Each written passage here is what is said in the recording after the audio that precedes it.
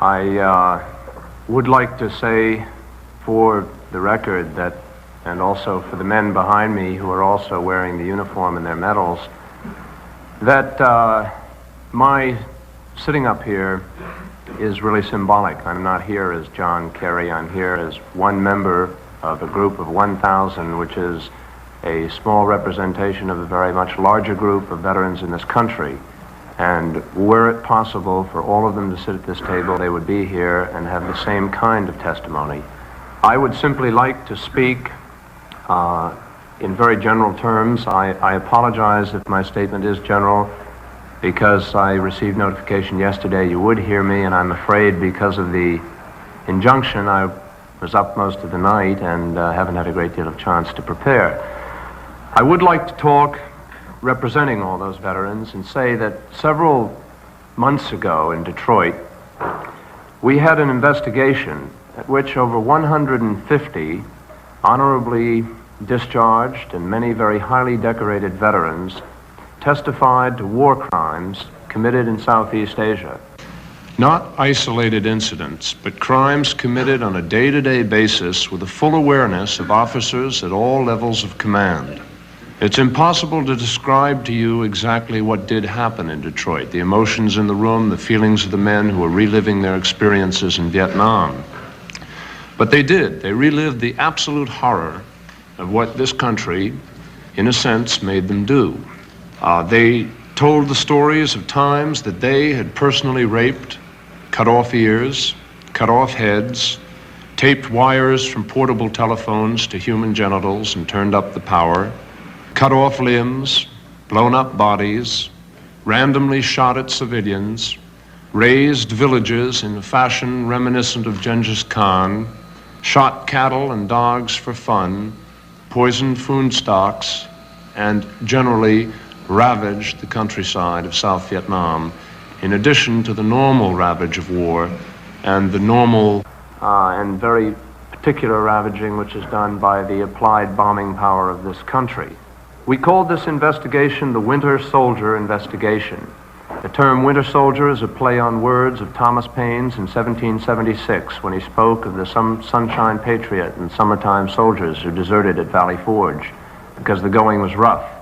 And we who've come here to Washington have come here because we feel we have to be winter soldiers now. We could come back to this country and we could be quiet.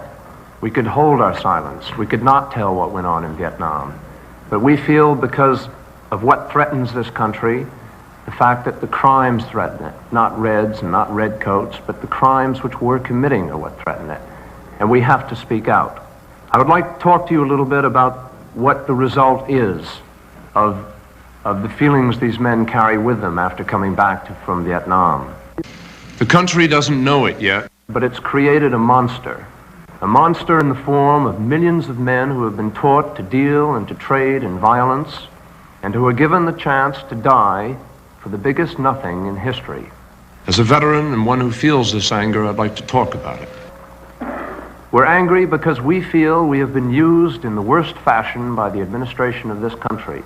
In 1970, at West Point, Vice President Agnew said, "Some glamorize the criminal misfits of society while our best men die in Asian rice paddies to preserve the freedoms which those misfits abuse." And this was used as a rallying point for our effort in Vietnam. But for us, his boys in Asia, whom the country was supposed to support, his statement is a terrible distortion from which we can only draw a very deep sense of revulsion, and hence the anger of some of the men who are here in Washington today.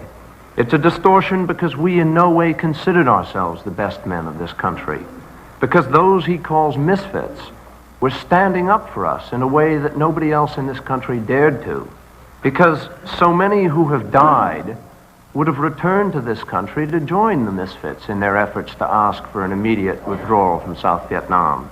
Because so many of those best men have returned as quadriplegics and amputees, and they lie forgotten in Veterans Administration's hospitals in this country, which fly the flag which so many have chosen as their own personal symbol. And we cannot consider ourselves America's best men when we were ashamed of and hated what we were called on to do in Southeast Asia. In our opinion, and from our experience, there is nothing in South Vietnam, nothing which could happen that realistically threatens the United States of America. And to attempt to justify the loss of one American life in Vietnam, Cambodia, or Laos by linking such loss to the preservation of freedom, which those misfits supposedly abuse, is to us the height of criminal hypocrisy. And it's that kind of hypocrisy which we feel has torn this country apart. We are probably much more angry than that, and I don't want to go into the foreign policy aspects because I'm outclassed here. I know that all of you have talked about every possible alternative to getting out of Vietnam. We understand that. We know that you've considered the seriousness of the aspects to the utmost level, and I'm not going to try and deal on that.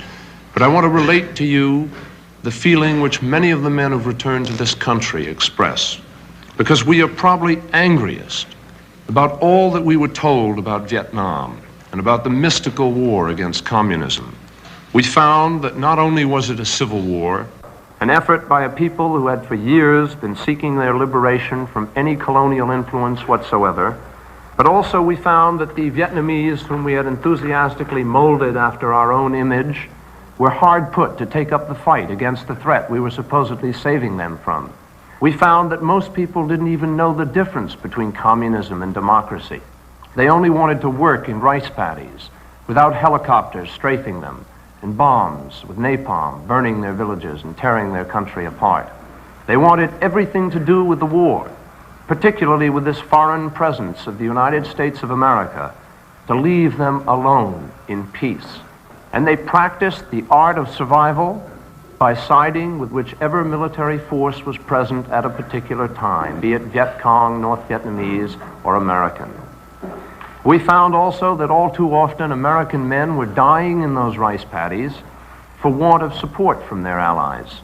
We saw firsthand how monies from American taxes was used for a corrupt dictatorial regime.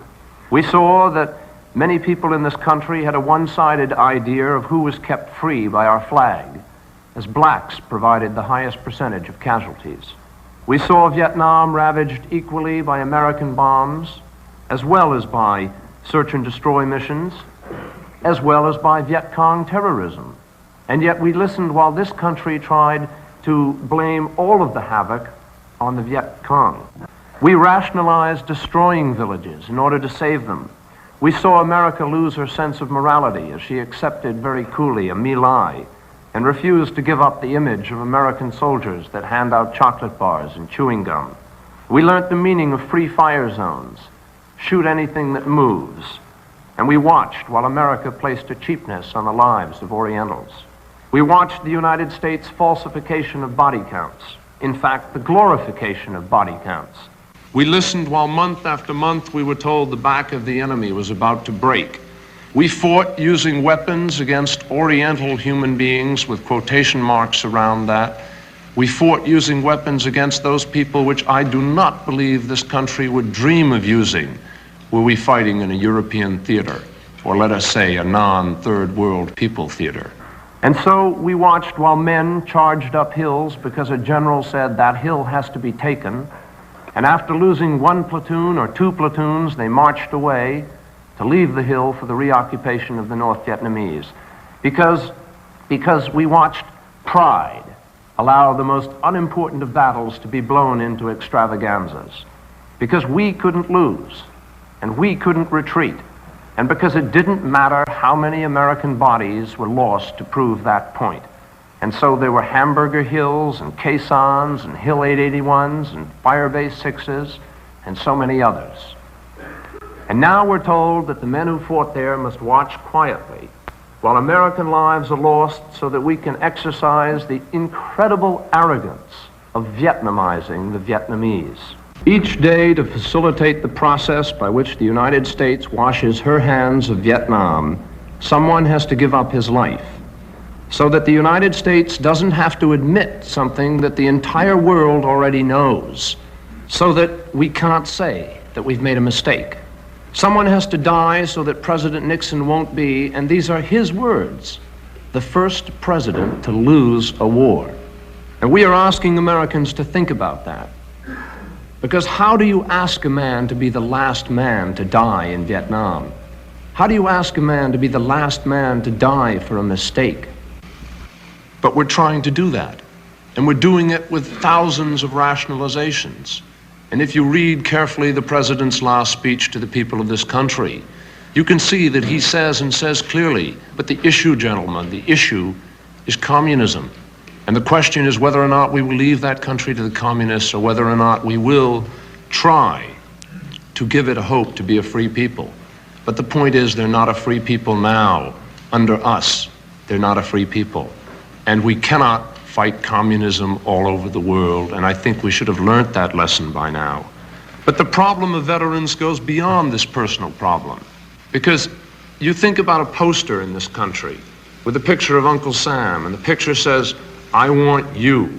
And a young man comes out of high school and says, "That's fine, I'm going to serve my country." And he goes to Vietnam, and he shoots, and he kills, and he does his job. Or maybe he doesn't kill, maybe he just goes, and he comes back. And when he gets back to this country, he finds that he isn't really wanted. Because the largest unemployment figure in the country, it varies depending on who you get it from. The Veterans Administration, 15%, various other sources, 22%. But the largest figure of unemployed in this country are veterans of this war. And of those veterans, 33% of the unemployed are black. That means 1 out of every 10 of the nation's unemployed is a veteran of Vietnam. The hospitals across the country won't or can't meet their demands. It's not a question of not trying, they haven't got the appropriations. A man recently died after he had a tracheotomy in California. Not because of the operation, but because there wasn't enough personnel to clean the mucus out of his tube and he suffocated to death. Another young man just died in a New York VA hospital the other day. A friend of mine was lying in a bed 2 beds away and tried to help him. But he couldn't. They rang a bell, and there was no one there to service that man. And so he died of convulsions. 57%, I understand 57% of all those entering VA hospitals talk about suicide. And some 27% have tried. And they try because they come back to this country and they have to face what they did in Vietnam, and then they come back and find the indifference of a country that doesn't really care. That doesn't really care. And suddenly we're faced with a very sickening situation in this country because there's no moral indignation. And if there is, it comes from people who are almost exhausted by their past indignancies, and I know that many of them are sitting in front of me. The country seems to have lain down and accepted something as serious as Laos. Just as we calmly shrugged off the loss of 700,000 lives in Pakistan, the so-called greatest disaster of all times. We are here as veterans to say that we think we are in the midst of the greatest disaster of all times now, because they are still dying over there, and not just Americans, Vietnamese. And we are rationalizing leaving that country so that those people can go on killing each other for years to come. Americans seem to have accepted the idea that the war is winding down, at least for Americans.